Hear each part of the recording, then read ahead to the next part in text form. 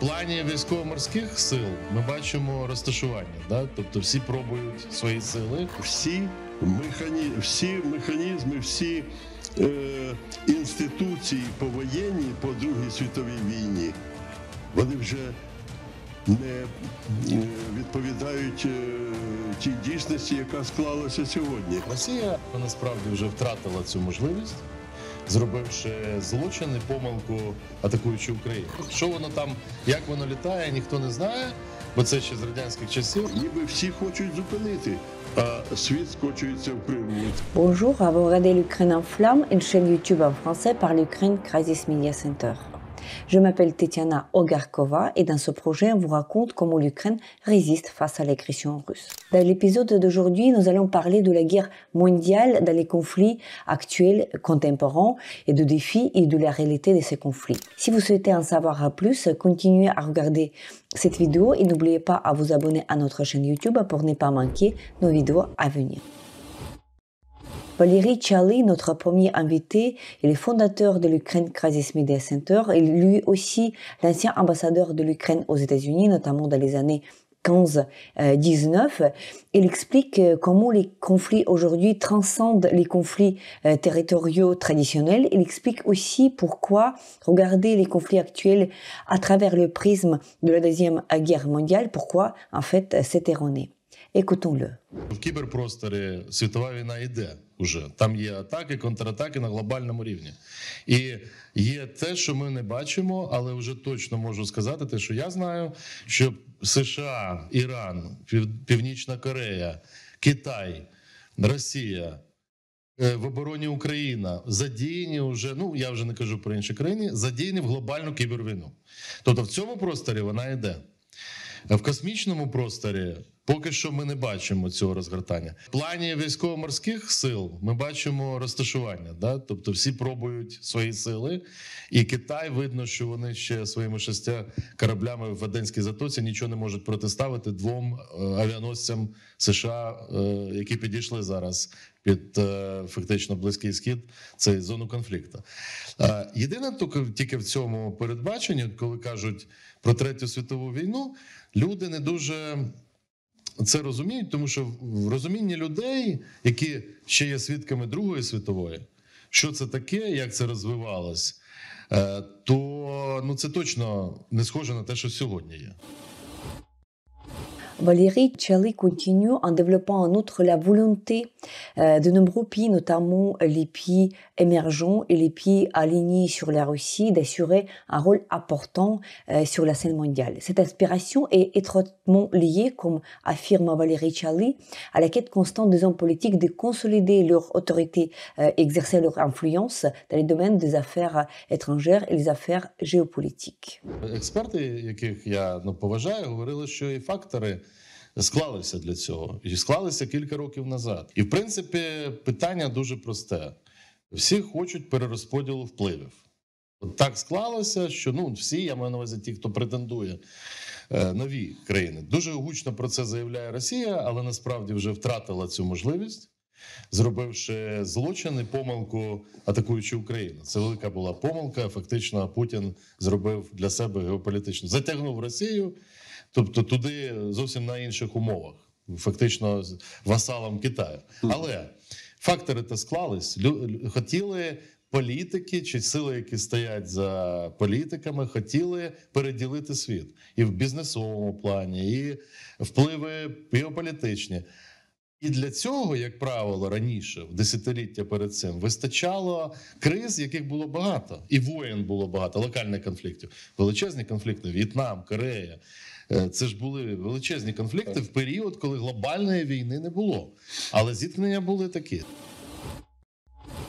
Chaly discute les capacités nucléaires de la Russie. Il raconte comment, au début, un nombre de pays était très inquiet face à cette menace nucléaire de la Russie, mais comment ces pays sont remis ensuite en question les capacités nucléaires de la Russie. Chaly partage également ses perspectives plutôt décevantes du prochain sommet de l'OTAN qui devrait avoir lieu l'année suivante. Про ядерну компоненту. Ми розуміємо, що там по руках Путіна ударили минулого році. Тепер є навіть публікації про це, яким чином реагували наші партнери на погрози ядерний шантаж. Тобто є реакція. Але при тому всьому всі розуміємо, що і Китай, до речі, це бере до уваги. Індія, що в Росії зараз більше боєголовок. Що воно там, як воно літає, ніхто не знає, бо це ще з радянських часів. Мало що Росія не продемонструвала нічого, тільки от висунув Путін свої чемоданчики. Але це зв'язок просто, і все. А як воно, чи воно там взагалі може спрацювати, ніхто не знає. Так от, але все рівно всі розуміють, якщо Союз, у нас, до речі, офіційно говорилось, Британія, Польща, Україна. Така ідея була. А вона відбулася? Ні. На жаль, про це зупинились говорити. І одна з причин, як в неформальних розмовах мені кажуть, щоб не дратувати якраз НАТО в цілому, бо ми розраховуємо бути в НАТО. В цілому НАТО, бо це розкол. І поки нас розглядають, принаймні зараз, як неможливе членство, то, в принципі, поки, щоб не підривати всередині. Але якщо нас не візьмуть в НАТО, прямо от зараз не запросять в Вашингтоні наступного року, нам прийдеться щось вирішувати. І ваша версія регіональна... А ви вірите, що запросять? Працюємо над цим. Вирогідність на сьогодні, з моєї точки зору, 20%. Тобто тільки. Теоретично зірки можуть зійтися, але для цього треба і готуватись до цього, і лобіювати. Я вважаю, що поки у нас це план A, що називається, не головний для нашої влади. План B зараз ключовий, це угоди, гарантії безпеки. Принаймні, публічно я бачу над цим роботи. Це таке. Вони, можливо, праві в тому, що нема готовності з боку країн НАТО нас запросити. Але моя позиція така, якщо ми пропускаємо наступний рік і Вашингтон, далі це віддаляється ще невідомо куди. Notre prochain invité, qui s'appelle Yuriy Shcherbak, qui est homme politique, écrivain, ambassadeur de l'Ukraine en Israël, mais aussi aux États-Unis et au Canada, établit un parallèle poignant entre d'une part les domaines de la guerre et d'autre part les domaines de la science. Il explore la capacité humaine de conclure les accords tout en reconnaissant les moments complexes où la diplomatie vacille, donnant lieu à des conflits inattendus, comme en témoigne le déclenchement, par exemple, de la Première Guerre mondiale. Écoutons-le. To my deep understanding, the wars in general, not always, maybe always, they do not depend on human will.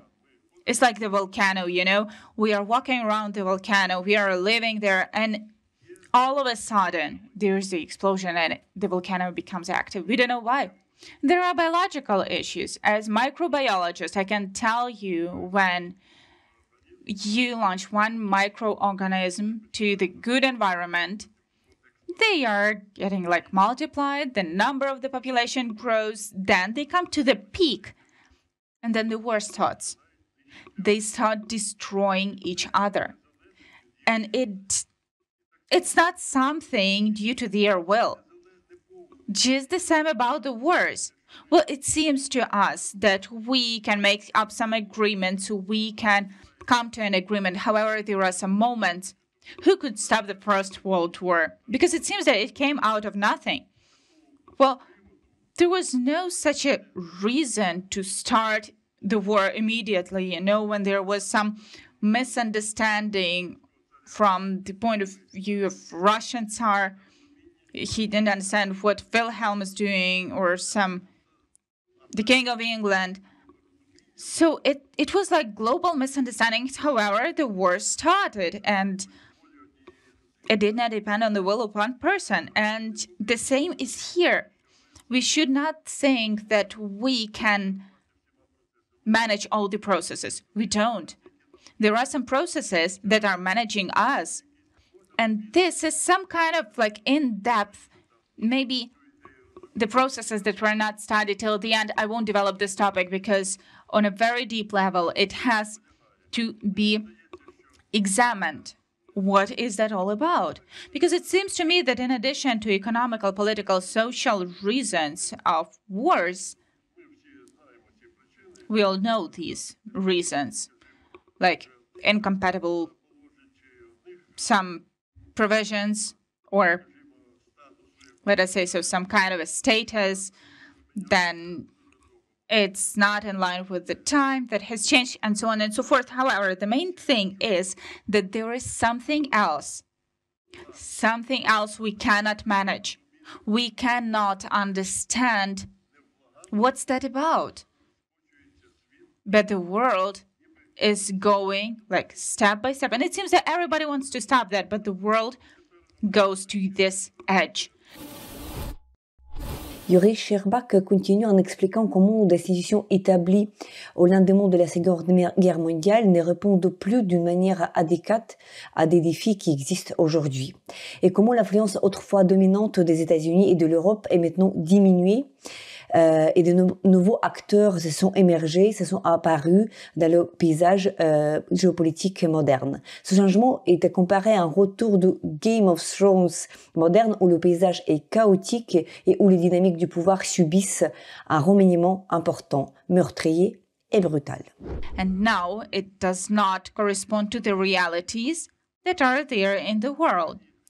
All the mechanisms, all the institutions, post-war institutions of the World War II, they do not meet the reality that we have as of today. There's absolute redistribution of powers, and when earlier on there was a big seven, G7, who came together, they owned more than 50% of the VAT global. Now, just calculate 30%. That is, they started losing the power that the America was owning. There was a huge rise after World War II. It had the world that was almost like mono world. Not, even the Soviet Union, it was a competitor. However, everyone knew that the USA and Western countries are more powerful. However, not now. Everything is in the past. Europe doesn't play that role, and they cannot play the role they used to play for thousands of years of history. Now, others came to the arena. In my opinion, we are coming back to the Middle Ages. I'm just bringing the example, and maybe that will be clear for you. This is TV series. How's that called?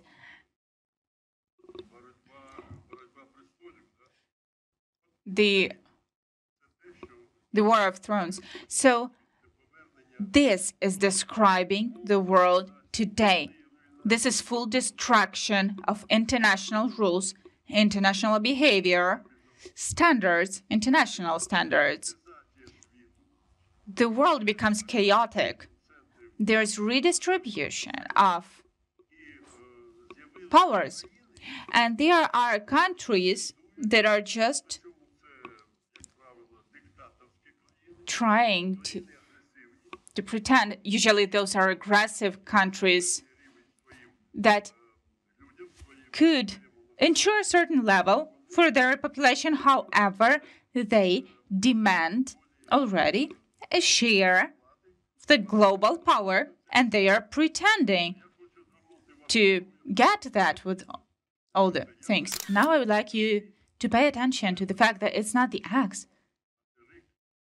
It's like the territory of that. I even, want to make up a map. Russia, with its back, is connected to China. China to Korea. And Russia also with the Korea have joined boundaries, and also Iran. And it's very and very dangerous because this huge, massive, it can operate and operates huge resources. It's like the mainland of evil because they have joined boundaries, and it's something new. Yuriy Shcherbak explique aussi qu'en Pologne, il existe un débat continu sur l'avenir de la Pologne et de l'Ukraine. Même en cas de déclin de l'OTAN, la Pologne est déterminée à perdurer et s'efforce activement de forger une coalition militaire capable de contrer efficacement l'influence russe et les menaces russes aussi. I would like to mention that in Poland, all the time they are discussing the future of both Poland and Ukraine. And they see the best, I guess, intellectual powers of Poland on the Union. And unfortunately, now we are on the worst stage of, our relationship is on the worst stage. At first, it was euphoria, and all of a sudden, it went down. I won't mention about that here right now. It's just some things. However, there is a project like 12 countries, perfectly, and Polish people, all the time, they are promoting the idea of Rich Pospolita and the other similar Poland, Ukraine, Lithuania, part of Belarus, as they see it, and from Croatia to Estonia and to Finland. So they see this alliance, and I think that it might be a certain branch from NATO, because I don't think that NATO will be fully destroyed. However, the western part, Polish people are treating Poland with great mistrust. They have very bad relationship. And France, and that part of NATO, they are speaking about that directly. They are fighting for creating the bloc that would stand against Russia after the end of the war. C'était l'épisode de l'Ukraine en flammes, une chaîne YouTube en français par l'Ukraine Crisis Media Center. Je m'appelle Tetiana Ogarkova et nous n'allons pas tarder à enregistrer et diffuser d'autres épisodes. Dans la description sous cette vidéo, vous trouverez des informations utiles sur la manière dont vous pouvez aider l'Ukraine à continuer sa résistance contre l'agression russe. Si vous trouvez notre travail utile, n'hésitez pas de commenter et de diffuser cette vidéo. Restez avec nous et soutenez l'Ukraine. Slava Ukraini!